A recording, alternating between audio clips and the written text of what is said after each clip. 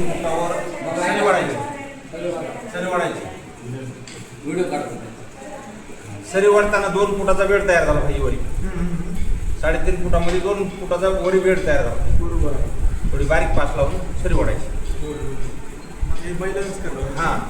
आणि सरी वाढायच्या आधी किमान 5 पोते खत टाकायचे एक. सरी वळायच्या आधी एक गोकरणी करायची बैलाची. बरं. ते कालवण. हां.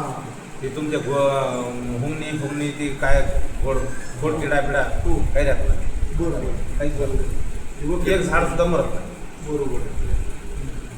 आणि सरी वडी ते आता वाढायची 21 तारखेला वाढायची उद्याच्या मेच्या. बरोबर. नियोजन आहे तुमचं. बरोबर. ओके. चांगली ओल झाली, 6 इंचाची ओल झाली की टोकन यंत्राला लावायची. ओके. दोन काठ्या लावायच्या. 18 इंचाचं आपलं हे झालं पाहिजे. अंतर मेंटेन 2 ह्याच्यात झालं पाहिजे. ठिबक वापरली जातं नाही पिंकलं. आता पारंपरिक पद्धतीने ड्रिप केल्यास आणखी ॲव्हरेज येते जास्त. करायचे ड्रिप करायचे.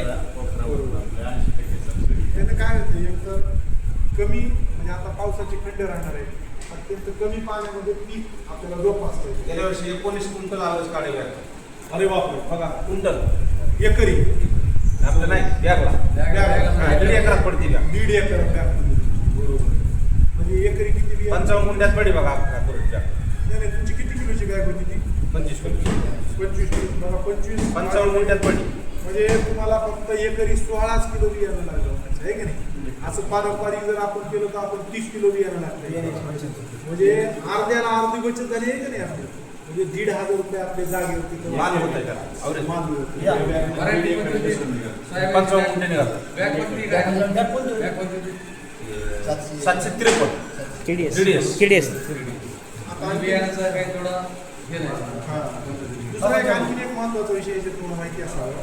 आता यावर्षी पावसाचा खंड मोठा असल्या कारणाने कमी कालावधीच्या सोयाबीनच्या जाती तुम्ही त्या ठिकाणी निवडा. त्याच्यामध्ये 753 योग्य आहे. फक्त 726 घ्यायची असेल तर तुम्ही काय करा, पाण्याची उपलब्धता संरक्षित पाणी तुम्हाला देता. 726 माझं गेले. बरोबर.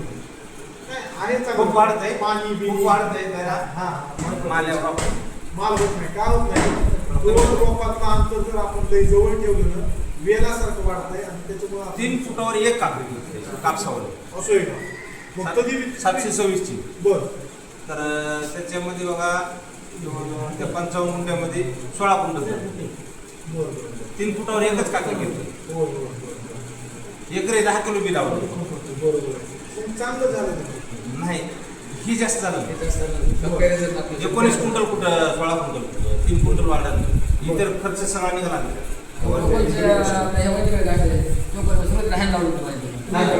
नाव सांगा तुमचं आणि ह्याचं ठीक आहे. तुमचं नाव सांगा, काय केलं थोडं शेतकऱ्याचं तुम्हाला आपल्याला सुरुवात